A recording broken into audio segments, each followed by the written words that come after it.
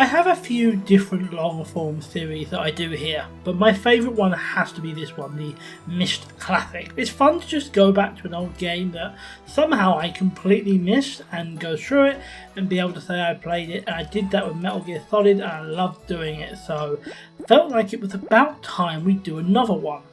And today we are playing a game that's been recommended to me by at least 4 different people.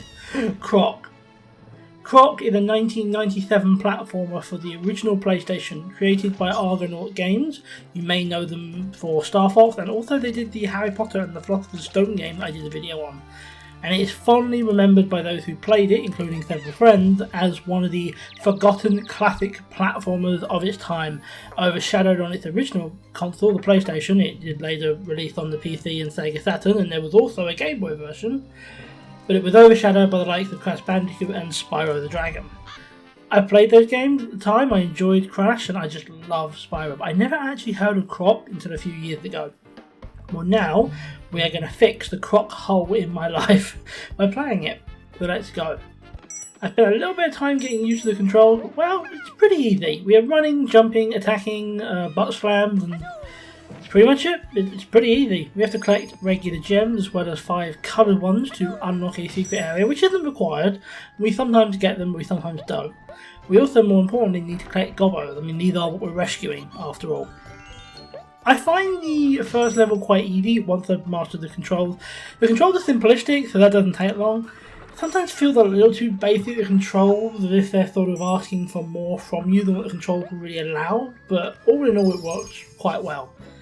As you can see, we managed to get to our first bonus area, and here we are, the first level is done. I can promise you now that we will not end all levels as well, or with getting the bonus level. They get hard. That is a later complaint though. Let's focus on the now. And the now, we are heading into a level which is far more underground, but ultimately no more challenging than before. The next level has more of that too, as well as a lot of lava, which I wasn't a fan of. Also, I do enjoy these extra areas like the little sheep killing minigame. I don't see them all, but the ones I do see are fun. With a few levels done, it's time to head into the first boss battle, the Lair of the Feeble. As our first boss, I'm not expecting him to be hard, and well, he's not. This lumbering thing runs after me and then gets out of breath, can relate, and that's when you're meant to hit him. A lot of bosses work similarly to this, as I learned later, but didn't know now. This one though, he was easy enough to deal with, and even without the sort of extra knowledge I had later, I got him first try. As with all but the last boss, they were innocent creatures before they were transformed, and after being beaten, I now once again, he heads back to his life and we move on. This does get a fraction harder now, and we do try some new bits like wall climbing, but still not really anything different, and it's nothing more than we can handle. I feel like all the levels in that are generally sort of more lava-y and cavey now, but in terms of actual difficulty, nah, I'm good. The final lava level was easy enough to handle, except for the swimming bits. Those who have been around this channel for a while might remember the Banjo Kazooie streams and the sheer rage I had at the Clanker's Cavern level.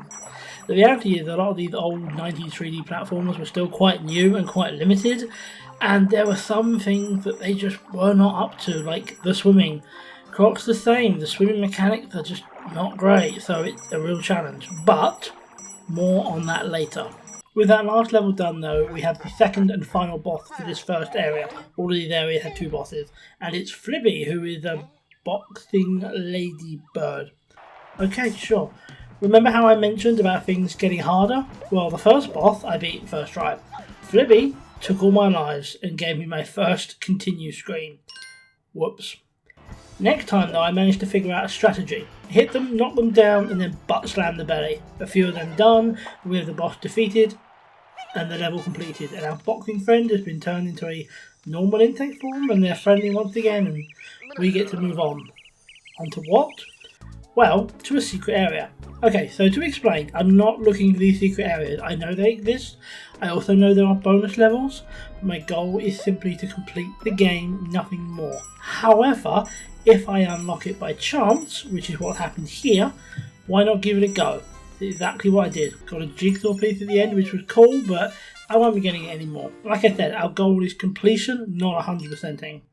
Anyway, we're moving on to new levels now, and that means ice. These are the snow levels. I've always loved snow levels and worlds in games, so I'm a big fan of this.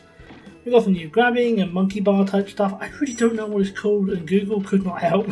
And the levels do feel marginally more difficult, but nothing that I can't really handle. There's also a lot more slipping and sliding, which, you know, I didn't always allow for.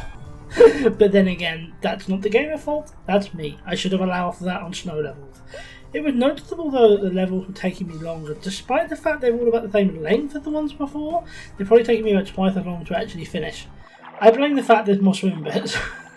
But no, in all seriousness, they're alright. I mean, they're certainly harder, but we're better now, so it evens out. I hope that's true anyway, because it's boss time, and we are up against Chumley. I didn't know we were fighting a member of the Pawn Stars. I don't really know what this guy is. He looks like a Koopa type thing with a jetpack instead of a shell. After a while of flying around and attacking us, his jetpack fails, so we just smack him. After a few of those, it's defeated, and the weird thing I can't explain just wanders off. Sure. Oh well, let's continue this level. And side note, I do love the names in this game. They're all puns, and I do appreciate a good pun. I also appreciate the fact that I'm still managing to get through the levels without issues. Well, there are issues, but nothing beyond what can be handled, and nothing that particularly frustrates me. Buttons are a thing now, but they're not exactly hard to figure out how they work. The final snow level seems to be giving me more caves, and also generally more parkour, and if the early levels had been like this, we'd have had a problem, but now we can handle it. Can we handle the next boss though? Let's find out, because it's time for Demon Itzy, and Demon Itzy is, well, a Yeti. We have a slidey route with no light to get to him, which I'm not really a fan of, but it's fine. We get to the boss area, which is an ice rink that we're fighting this Yeti on. I get some hits on him and he splits apart. Apparently he's a Russian doll, so more hits make more splits and they get faster as they get smaller, but we still managed to beat him along with the snow levels. Now we're on to the desert, which is a type of biome I generally do not like as much as snow, and while that is still true here, I do like the style of it. I'm actually generally a fan of the style of this game. I think it looks really good for a game of its age.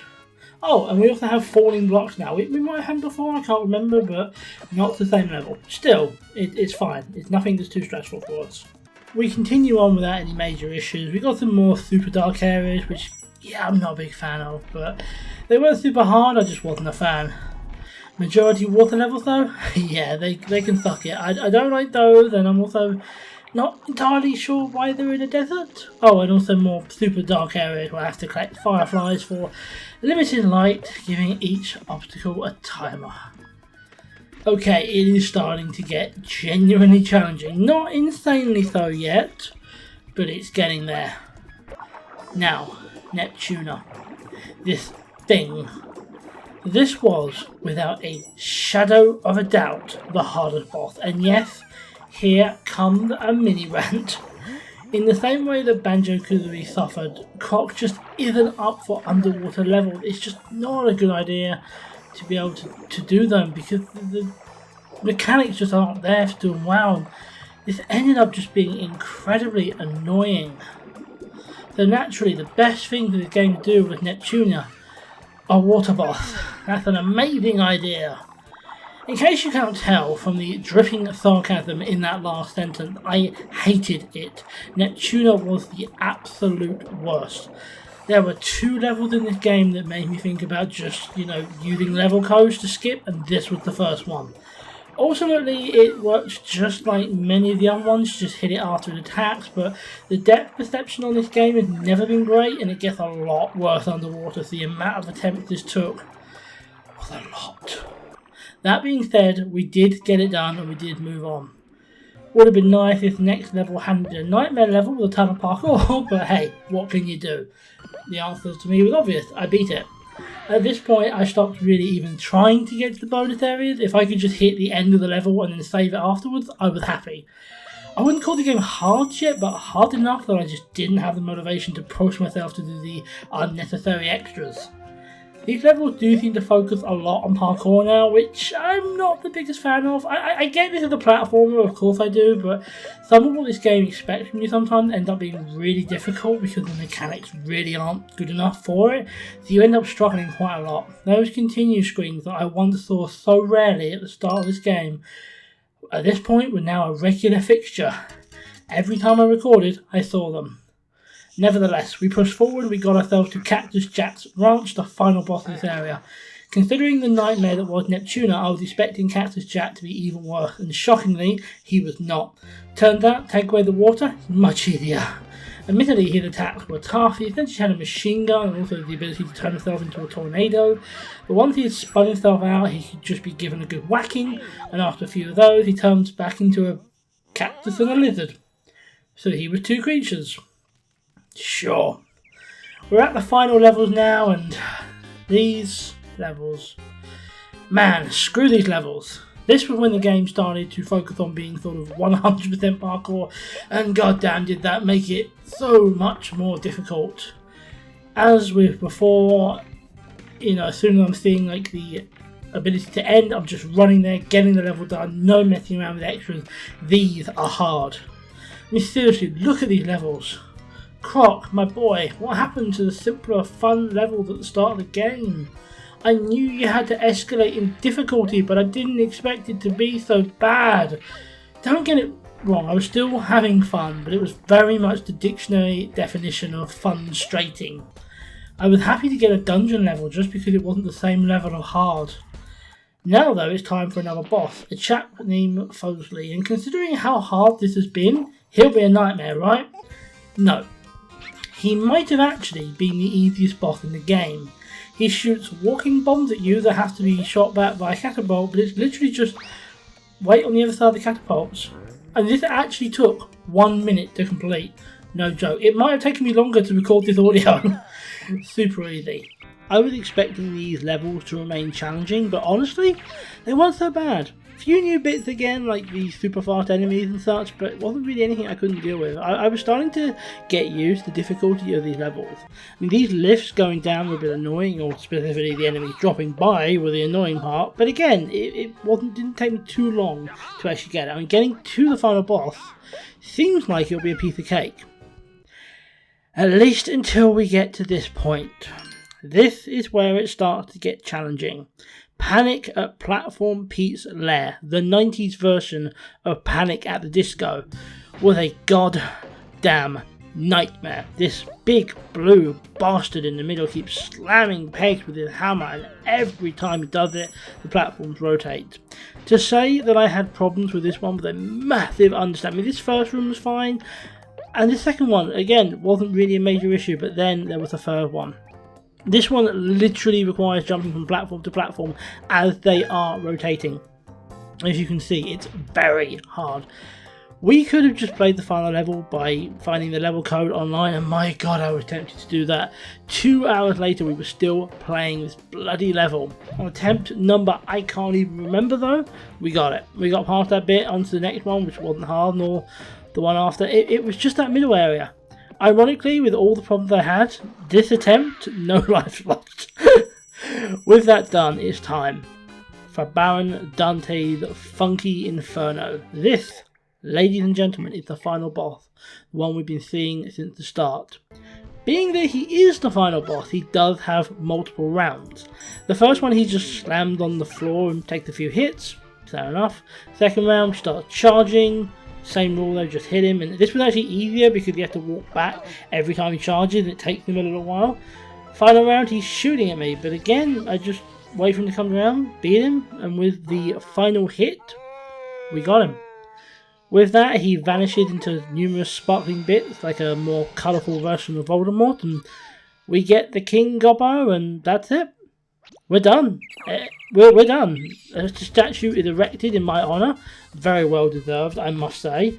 And the Gobbo, the happy, and the main game itself is finished. So, now that I've finished it, how did I find this so-called 90s classic? It is 100% a 90s classic, and I loved it. It had its frustrating moments, a few ridiculous challenges and enemies, but it's honestly what you would expect from a 90s platformer, and you find the same stuff in Banjo, in Crash, in Spyro, and any of the others. And it is a really fun game. Do I think it's as good as the other ones? No, I do not. I think they are better examples of the era, and I can understand why this one has kind of fallen to the wayside. Although, maybe not entirely because the remake is meant to be happening, so, fingers crossed. That being said, while I can understand how it's been forgotten, it shouldn't have been. It is a solid, fun, colourful platformer that I was more than happy to spend a good few hours playing and completing. I have heard that Croc 2 is a very different game from this, but I will have to play it someday, as well as the Game Boy versions, which are also meant to be very different. For now though, thank you for being here and for watching, and do let me know what you think. Oh, and as for my next big video project, it will also be retro, it will also be green, and it will also be 100 times more annoying. And I will see you then.